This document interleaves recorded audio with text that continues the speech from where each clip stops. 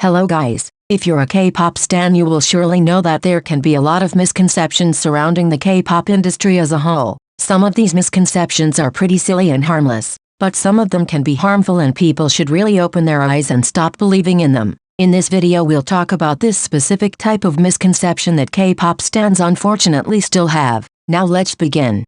Korean stans only care about visuals while international stans care about talent. Absolute bullshit. People say international stans don't care about visuals when there are so many people that start standing idols just because they look hot. Not to mention y'all are just as obsessed with looks as Korean stans because y'all always make some of the worst comments about idols' appearances. Y'all fat shame them, skinny shame them and insult them if they get plastic surgery. But of course it's only Koreans who care about looks. Y'all like to claim you value talent so much but you're always there discussing everything besides talent. You are so hyper-focused on idols' personalities and like to claim some idols are mean and fake. You obsess over group dynamics so much, to the point some people genuinely refuse to stan a group if they don't like the bond between the members. But I'm supposed to believe you're in it for the music and the talent. Yeah, of course. If you cared about talent like you claim, you wouldn't act the way you do. And of course it's not like Korean stans are any better. But let's not be hypocritical. The truth is that most K-pop stans mainly care about visuals.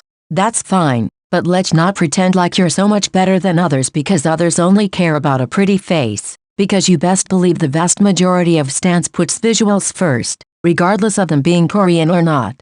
Big Four trainees train harder because the competition to debut is bigger. It's true that the bigger a company is, the bigger the competition is, but that doesn't mean these idols have to train harder. Whether you debut under a big company or a small one, the training process is still just as difficult for everyone. You still have to spend so much time practicing. You still have to go on strict diets. You still have to sacrifice your free time and fully dedicate it to training, and you're still gonna have to deal with some restrictions such as dating bans. It's not like a small company will let you do anything you want just because the competition isn't as big. Actually, small companies might even be more strict, because they have less trainees to choose from. So if you don't meet their expectations, it's not like they can just kick you out and have thousands of other trainees to replace you with. They only have a set amount of people and they're gonna make sure they follow the rules. I believe this misconception that Big Four trainees have it harder started in response to the Big Four privilege claims. People that stan idols in the Big Four got triggered about the company privilege claim. So they responded by saying that even if Big Four privilege is real, their faves still trained harder and didn't have it easy because of the competition. Which is in part true because the competition is bigger.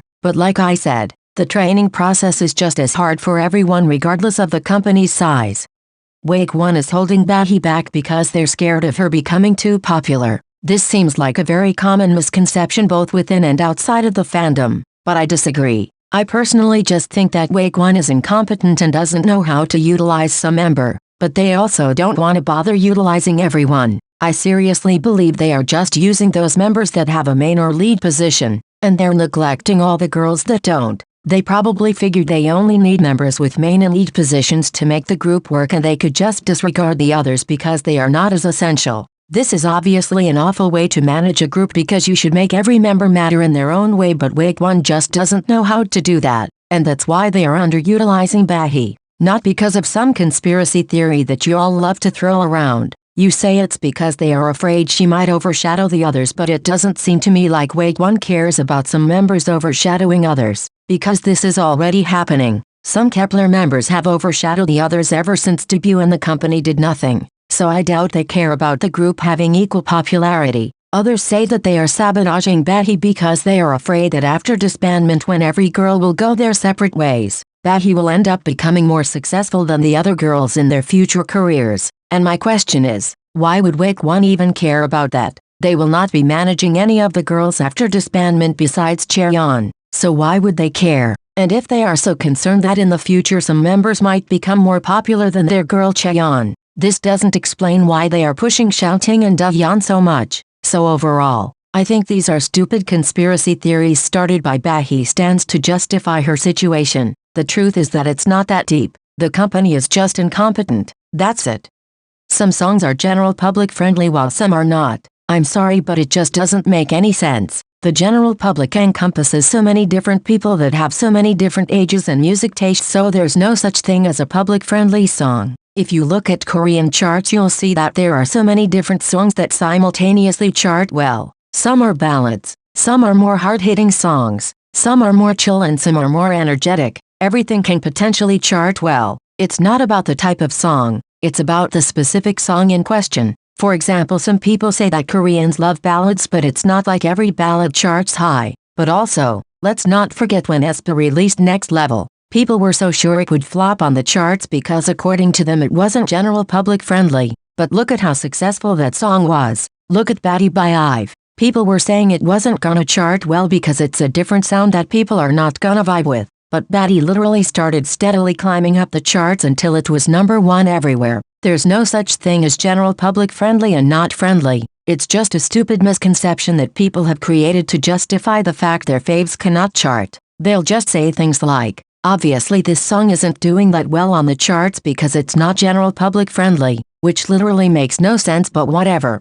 You have to have a set concept to be successful. The thing is, some of the biggest groups out there don't have a set concept at all. Groups like Blackpink, TXT, Red Velvet and BTS have done so many different concepts in their careers, and look at how popular they are. You might say that BTS actually has the Love Yourself concept, but that's more of a message rather than a specific concept that revolves around the same aesthetics and the same sound. So you get what I mean. Other groups like Idol, Astro, The Boys and ENHYPEN all had concept changes at a certain point in their careers, and despite this, they're still pretty relevant. Even just recently a group like IVE experimented with a different concept with Kitsch and Baddie, and look at how they're charting. What I'm trying to say is that you don't necessarily have to have a characteristic concept and sound to be successful, especially if you come from a big or mid-sized company. As for smaller groups, it doesn't really matter if they stick to the same sound or not. They will still remain underrated in most cases. I feel like K-pop stans tend to think you have to have a specific concept just because we've seen some concept changes miserably failing. For example with CLC and Weekly. So people started demonizing concept changes, but it doesn't really make sense.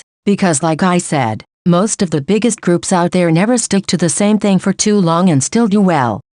The more successful they are, the more likely it is for a project group's contract to be extended. Well, let me tell you, it's exactly the opposite. The more successful they are, the more eager each company will be about redebuting their trainees in a future group. Why would companies want to split the income with other agencies if they can debut their own group with a popular member they can capitalize on? If anything, it's more likely for unsuccessful project groups to have their contracts extended. That's because companies know the trainees will not be able to retain the popularity after disbandment, and so they have no rush in making plans for them to redebut when they could easily just let the company who's in charge of the project group take care of everything for a while longer. This is probably what will happen to Kepler if the rumors of their contract extension are real. I still doubt the contract will be extended, but they are unarguably the least popular group that has ever come out of an Mnet survival show. So the members' companies might have no hope for a really successful future career and they'll just agree to Kepler continuing activities. Who knows? But in the end, the more successful a project group are, the least likely it is for them to have a contract extension. We've seen this happen before and we'll see this happen again. If a group isn't chaotic, it means they aren't close. You have no idea how tired I am of this bullshit. When will K-pop stans realize that not every friendship is the same? We're all different people and we all establish different types of friendship according to our personalities and our friends' personalities. I'm an introvert and most of my friends are too. You won't see us being crazily chaotic when we're together, but that doesn't mean we don't love each other. Same thing goes for some groups. Just because they aren't screaming and jumping around like fucking clowns, it doesn't mean they hate each other. But when will people realize? Some idols can act like crackheads with one another, but maybe they're less close than other idols who have a quieter type of dynamic. There are also so many double standards when it comes to groups because some groups are free to joke around with each other, even being savage and roast one another. But when other groups do it, people misunderstand their actions and start believing the members are actually shading each other because they have beef. It's just tiring to see people always making such type of comment, especially because they are the first to admit they don't even watch the group's content. So what would they even know? In the past, I also made the mistake to believe some groups weren't that close because I listened to what random people said. But then when I looked with my own eyes, I changed my mind completely. because it's always people that know nothing about the group who are always the loudest when it comes to judging idols' friendships.